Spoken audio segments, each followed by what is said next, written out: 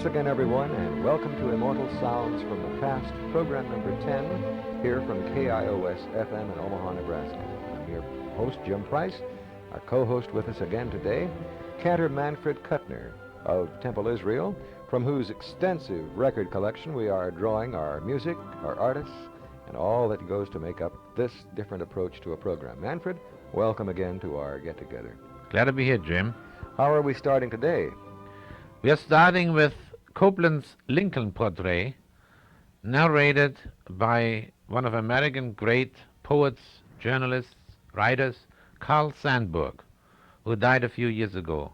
And we might repeat here that our artists that we are letting sing and play for us are gone to their eternal reward, are from the past, and we thought the audience would like to enjoy artists that are not more with us, but their art, whose art will still be with us for many, many centuries. And as short a time ago as 10 years, Manfred, if you'll recall, that Carl Sandburg was present at the inauguration of President John F. Kennedy. Yes. At that time, read an original work that he had written for that occasion. Yes. He wrote an extensive volume on Lincoln. Yes. And which made him a great expert on Lincoln, and probably for that reason he was asked to narrate this program. Which was written, of course, by Aaron Copland, the music. Aaron Copland. The orchestra is the New York Philharmonic, the conductor André Kostelanetz, the narrator Carl Sandburg, a Lincoln Portrait by Aaron Copland.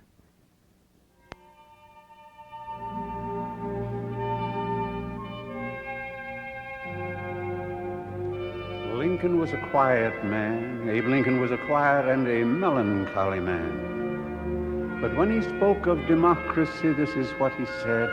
He said, "As I would not be a slave, so I would not be a master." This expresses my idea of democracy. Whatever differs from this, to the extent of the difference, is no democracy.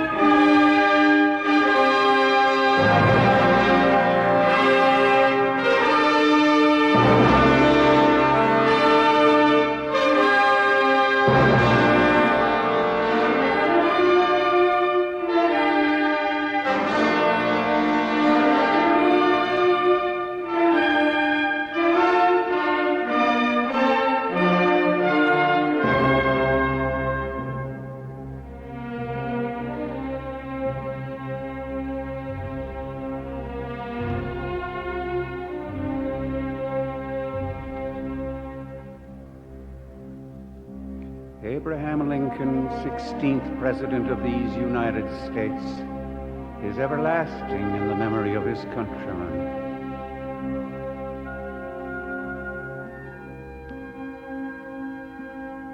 For on the battleground at Gettysburg, this is what he said.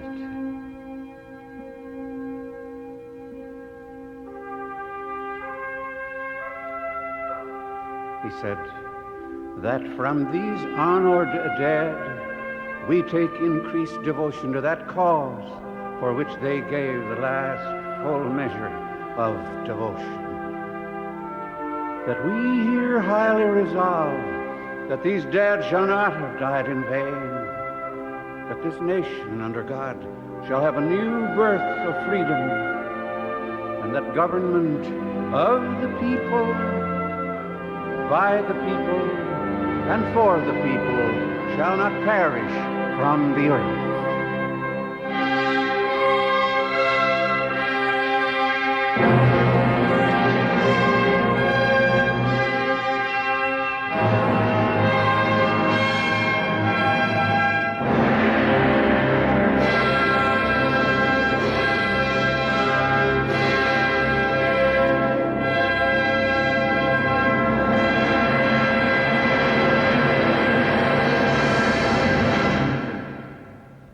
Carl Sandburg narrating, the New York Philharmonic performing under the baton of André Kostelanetz, the marvelous Copland Lincoln Portrait.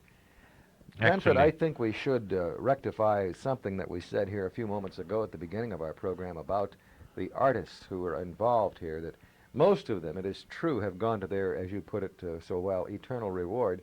However, others that we are featuring have not fortunately passed on, but they are in a virtual state of retirement, shall we say. The singers and most of the instrumentalists whose music we're featuring here. Yes.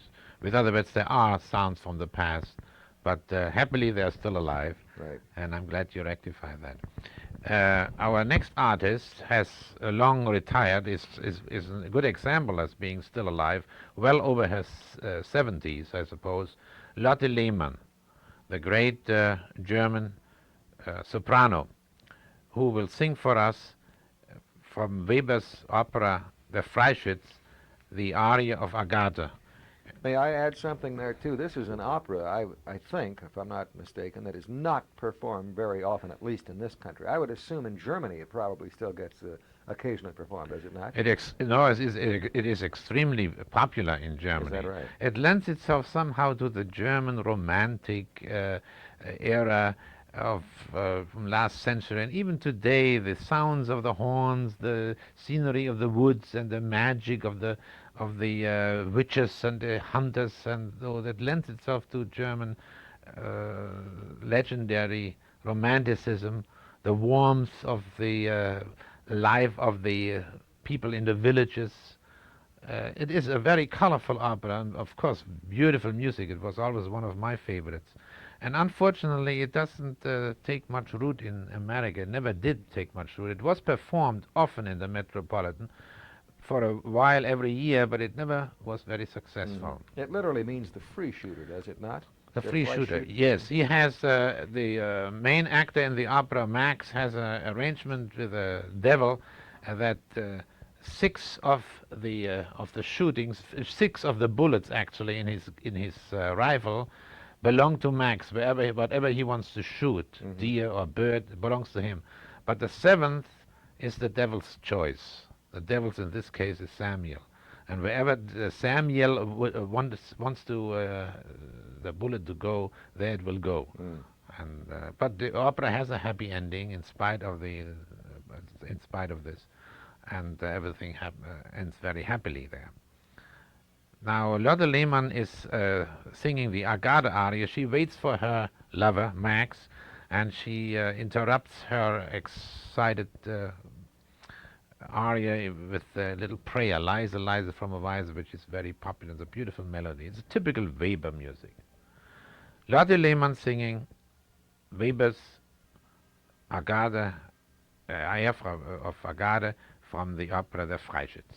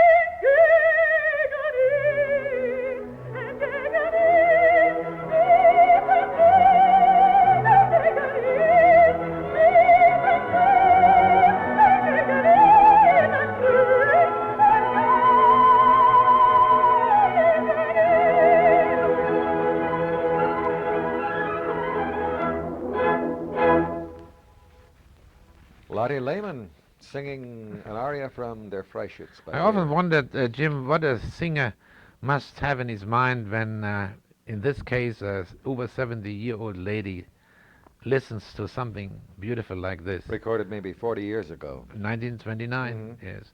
And I happen to have a little notation here that she writes about when she was asked what her feelings are when she listens to her old ladies. And with your permission, I'd like to read this little paragraph. She says, listening to my old records is a rather frustrating sensation for me. It makes me sad that my time is over, that my voice, once the instrument of my emotions, does not obey me anymore, only quite naturally obeying the cruel demands of time. I don't belong to those who live in the past. I like to look forward, not back. The present and the future have yet promises for me, and always a goal. But listening to these recordings, the past opens once more its golden gates, and the radiant light of happy memories envelops me anew. Beautiful sentiment. Beautiful, isn't it? I'm sure some of these people in the movies, when they watch their old movies on TV and all, possibly have similar sentiments, you know? Yes, the same way, yeah. And they hate to look at it. Almost with no exceptions, they would say, I never look at it.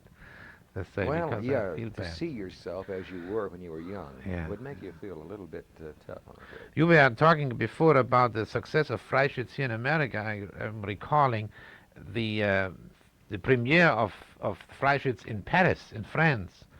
And it was not as great success.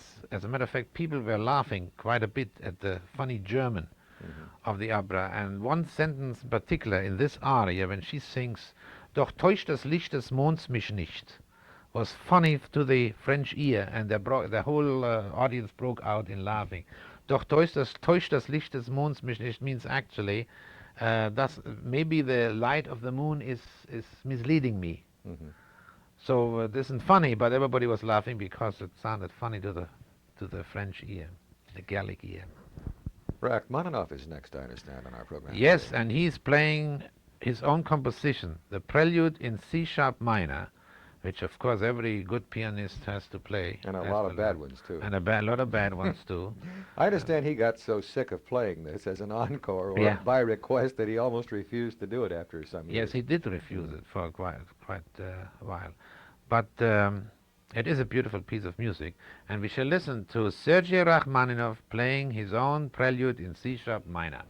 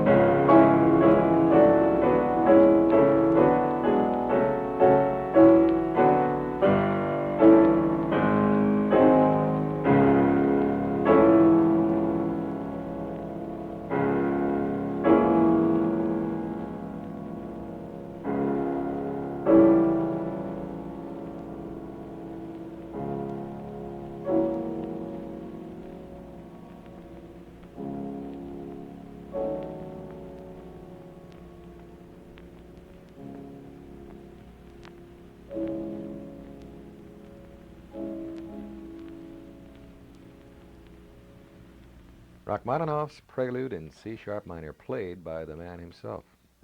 I guess he really knew how to interpret it, Manfred. Yes, He should yes. have, of course. And everybody, since the record is out, plays it as he played it before, which I don't think is right, because everybody should have his own interpretation of the composition. But I suppose that makes it authentic when he plays it that way. Our next singer, Fritz Wunderlich, who actually lived only for 36 years, I think, and the last 3 years of his life were the most promising and successful ones, until he, in 1966, fell down a stairway and died. In Heidelberg. In Heidelberg, in Germany. The death is a very mysterious affair. Nobody ever heard any details on it. It brought to an end one of the greatest promises of a singer. He had even made plans to sing at the Metropolitan that particular year as Don Ottavio in Don Giovanni by Mozart. And this, of course, put an end to this.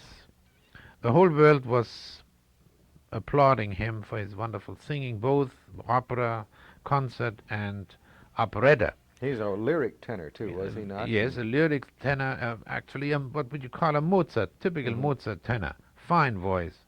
And he sings for us from The Land of Smiles by Lehar. Dein ist mein ganzes Herz, he sings in German. Yours is my heart alone, which Lanza made quite famous here in America. Actually, the song was first created by Richard Tauber in the late 20s. Dein ist mein ganzes Herz. Yours is my heart alone, sung in German from The Land of Smiles by Lehar, sung by Fritz Wunderlich. Dein ist mein ganzes Herz, wo du nicht bist, kann ich nicht sein. So wie die Blume welkt, wenn sie nicht küsst, der Sonnenschein. Dein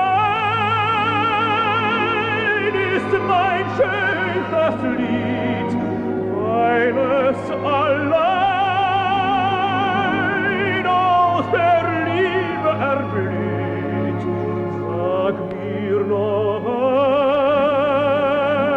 einmal, mein einzig Lieb, oh, sag noch einmal mir, ich hab dich lieb.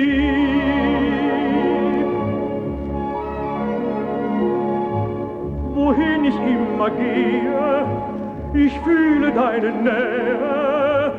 Ich möchte deinen Atem trinken und betend dir zu Füßen sinken. Dir allein. Wie wunderbar ist dein leuchtendes Haar. Traumschön und sehnsuchtsbang ist dein strahlender Blick. Hör ich der Stimme Klang, ist es so wie Musik.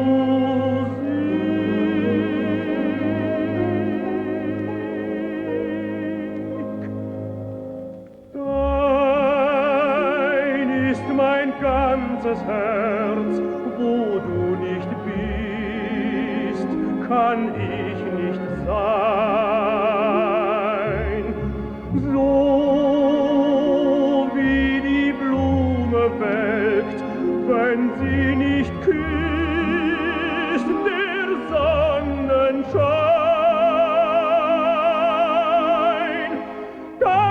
Dein ist mein schönstes Lied, weil es allein aus der Liebe erblüht. Sag mir noch einmal, mein einzig Lieb, oh, sag noch einmal mir, ich hab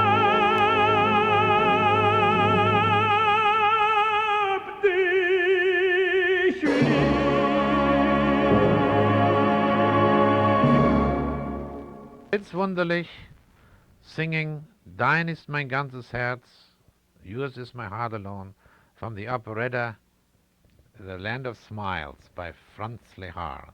Ladies and gentlemen, just a quick reminder now, you're listening to Immortal Sounds from the Past, program number 10, here from KIOS-FM in Omaha, Nebraska. Jim Price along with Manfred Kuttner, your co-hosts for this program again.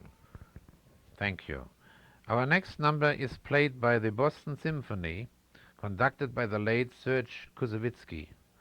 The Toy Symphony, as it is called in English. In German, actually, it is the Children's Symphony by Haydn. This symphony was composed in 788. Haydn found at a fair in Berchtesgaden some toy instruments like a little cuckoo and a triangle, a whistle and a quail and a little drum, and he brought them back from Berchtesgaden to Vienna, and he composed a symphony. And when he rehearsed it with the experienced orchestras, there was a kind of bedlam breaking out, because the experienced musicians in the band failed to keep their time for laughing. It was kind of funny for them to play silly children's toy instruments. But it is quite a nice composition, good enough for Koussevitzky to play with the Boston Symphony. The original parts are actually entitled Sinfonia Berchtesgadensis, a symphony from Berchtesgaden. But to us, it is known by the name of the Toy Symphony. It is in C major, written in 1788 and in 3 movements, the last of which is played 3 times over, faster and faster each time. The Toy Symphony by Joseph Haydn, conducted by Serge Koussevitzky.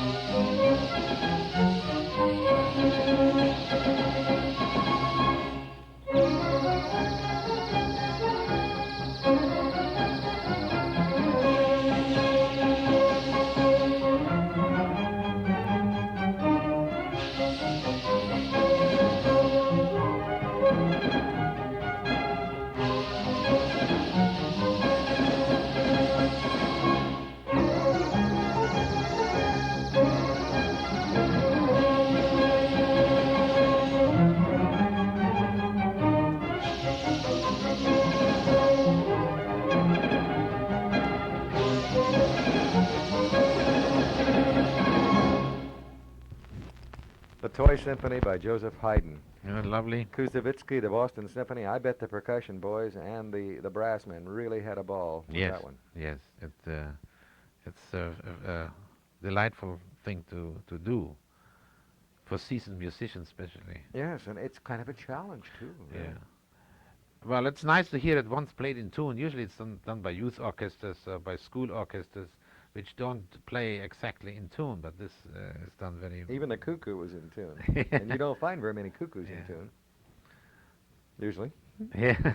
What's next, Manfred? Next is a famous Danish singer who is now teaching in America at the Stratford-on-Toria in, I don't know exactly where, but anyhow, Axel Schiotz.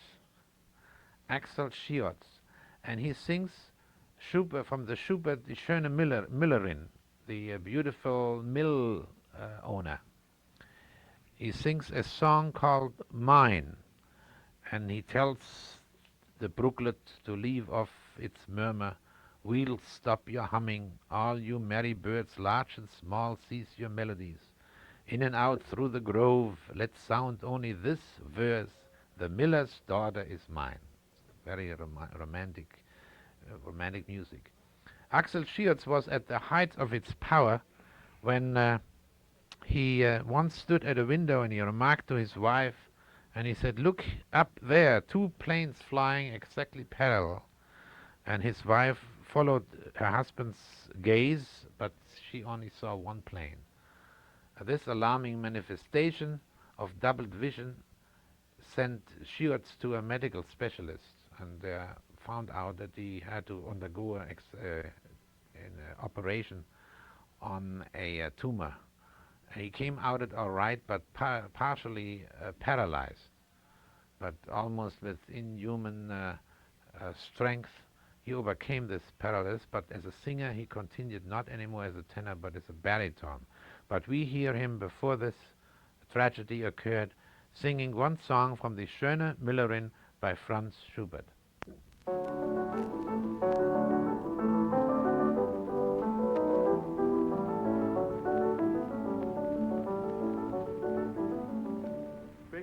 Lasst dein Rauschen sein, dreht euch still der Brause hinein, all ihr muntern Waldvögelein, groß und klein, in der eure Melodie,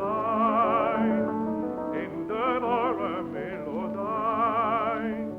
Durch den Hain, aus und ein, Schale ein Reim allein, durch den Hain, aus und ein, Schale ein Reim allein, die geliebte Müllerin ist mein, die geliebte Müllerin ist mein,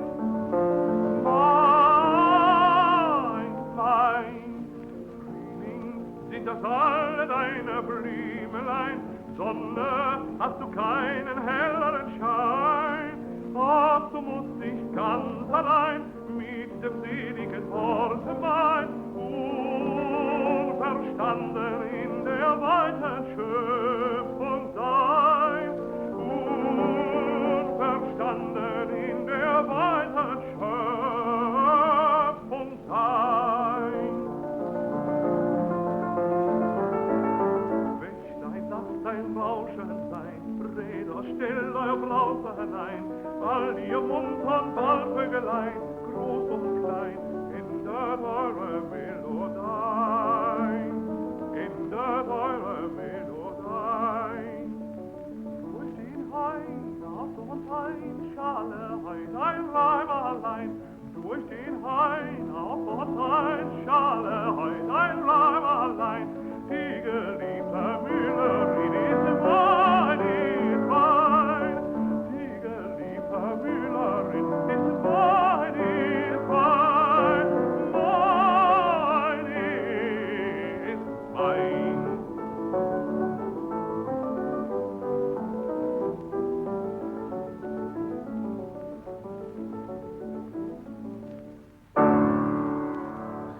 Here should be added that that wonderful piano playing was none other than Gerald Moore, the famous accompanist.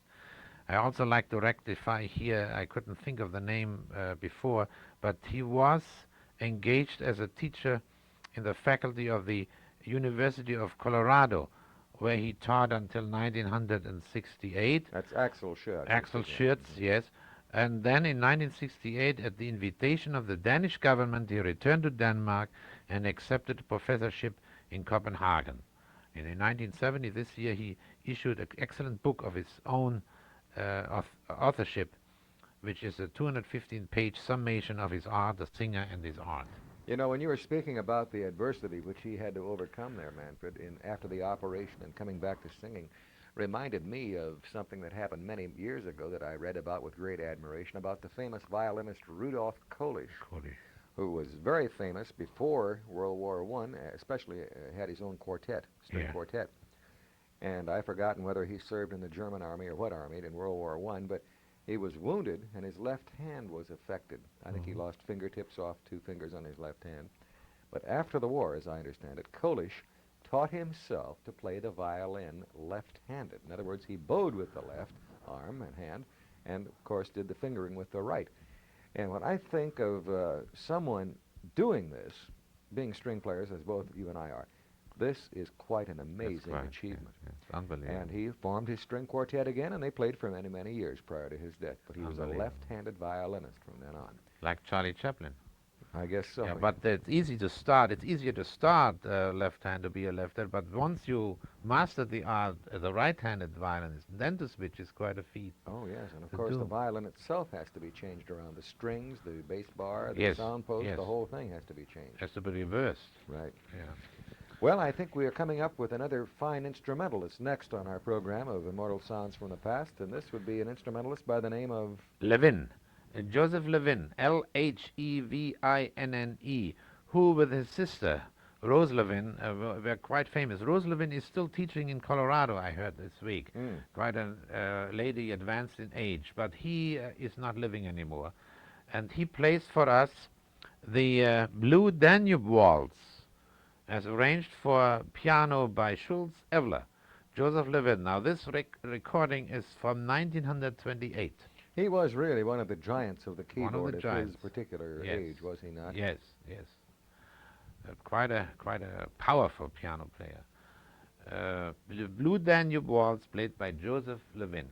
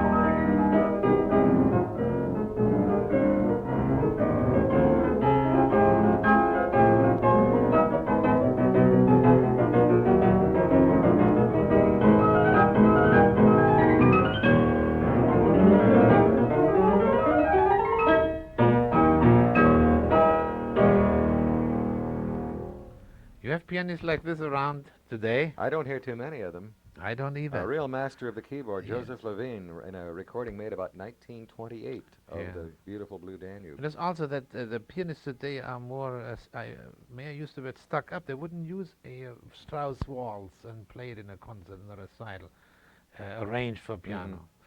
Remind me, when I heard Levin play, I was reminded of the story that happened to Paderewski and Levin when they both met on a train, both riding towards the same city for a recital, and they were playing cards. And in the middle of the game, there was a third man around. I forgot at the moment who it was. Paderewski pulled out a salami and proceeded to cut a piece, and he hurt his finger with his knife. And Levin said to him, "Oh, that's bad. You won't be able to play tomorrow." He says, "Oh, I always can deal with my left hand." We're going to conclude our program today with something special that Jascha Heifetz made his own many years ago. Correct? The Dinicu Horror Staccato. Horror Staccato, which is a Romanian horror arranged by Heifetz for violin. And probably it's more Heifetz than it is Dinicu, I would think. In Yes, the yes. Fritz Kreisler Yes. method there. Yeah, you told me that something happened in one of the concerts that you heard Heifetz play that number. Well, I did not hear this concert myself. A very dear friend of mine that used to play with me in the New Orleans Symphony heard it. He said that he attended a Heifetz recital once in Chicago. Heifetz played the entire program, of course, with piano, and then played several encores, the last of which was the Horror Staccato. And as Heifetz was concluding this number, his last encore, as he was going dum da dum dum da dum dum dum da da dum, and then you have to lift your forefinger on your right hand for the last pizzicato, Heifetz inadvertently threw his bow underneath the piano. Oh my. And Sid, this friend of mine, said that this was such a shocking thing because Heifetz's concert appearance, was always rather austere. He did not crack a smile or grin or wave at the audience or anything like some artists are wont to do. But he's quite serious on the stage. I guess the He was audience angry sat with there, himself. Probably. They sat there transfixed, and Heifetz dived under the piano, retrieved his priceless Tourt bow, took a very quick bow, and left the stage to tumultuous applause. And he did not return. He moped in the artist's room. Well, I suppose he was cussing himself, as anybody would, as a result of throwing his bow underneath the piano, the master of perfection. Jascha Maybe the Heifetz. bow broke, could be. Well, I don't know about that, but at any rate, it went under the piano. Yeah. But at any rate, we're going to, as our concluding number here, hear Jascha Heifetz with piano, playing his famous transcription of Horror Staccato.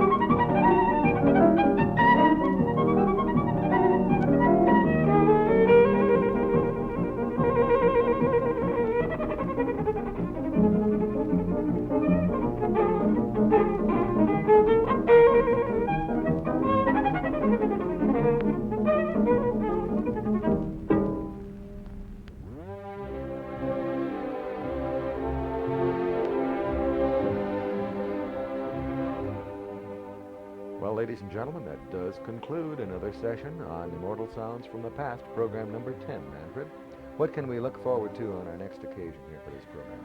Mengelberg, Willem Mengelberg, the great Dutch artist who died about 10, 15 years ago, will direct his orchestra, the Concertgebouw and the Prelude of St. Matthew Passion.